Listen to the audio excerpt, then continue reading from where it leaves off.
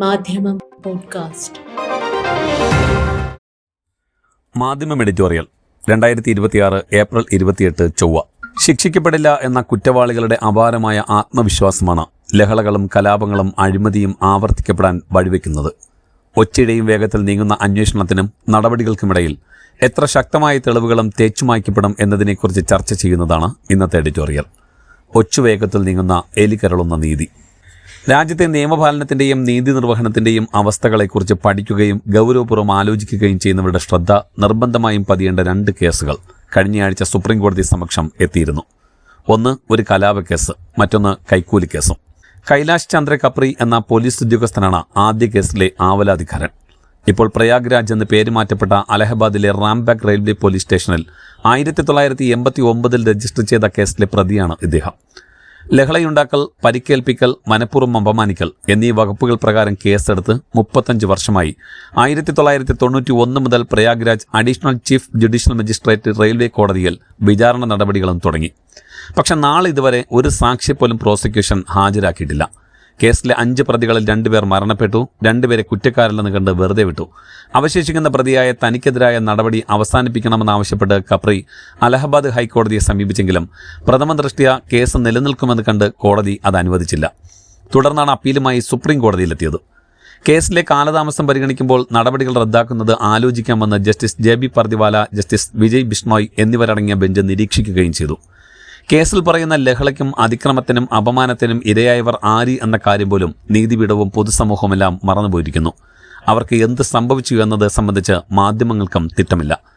3.5 പതിറ്റാണ്ടിന് ശേഷവും കേസിലെ പ്രതിയായി തുടരേണ്ടി വന്ന ഉദ്യോഗസ്ഥന്റെ സങ്കടമാണ് സുപ്രീം കോടതിയിൽ പോലും ഉയർത്തി കാണിക്കപ്പെട്ടത്.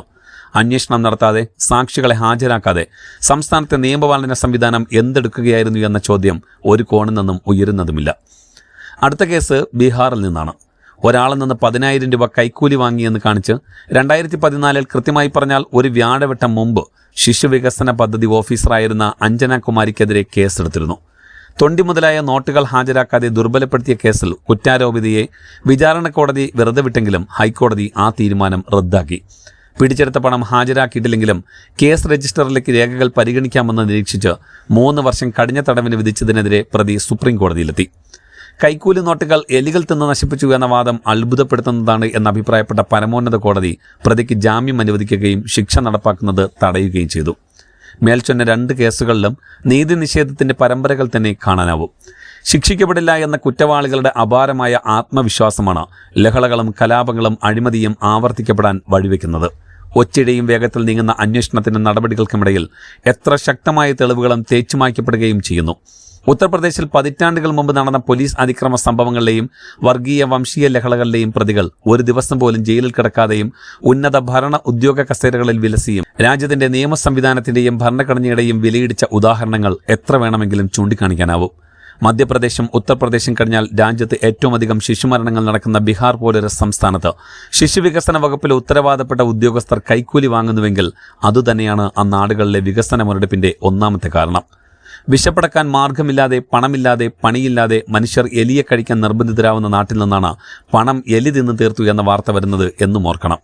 കുറ്റാരോപിതയായി ജയിലിലടയ്ക്കപ്പെടുകയും വിചാരണയോ തുടർ നടപടികളോ ഇല്ലാതെ വർഷങ്ങളോളം വിചാരണ കാത്ത് കഴിയുകയും ചെയ്യേണ്ടി വരുന്ന ഭരണ സ്വാധീനവും നിയമ പിൻബലവുമില്ലാത്ത 100 കണക്കിന് മനുഷ്യർക്ക് ആശ്വാസം പകരാനും നീതിപീഠത്തിന്റെ കരങ്ങൾ നീളുമെങ്കിൽ എന്ന് ആശിച്ചു പോകുന്നു. മാധ്യമം പോഡ്കാസ്റ്റ്.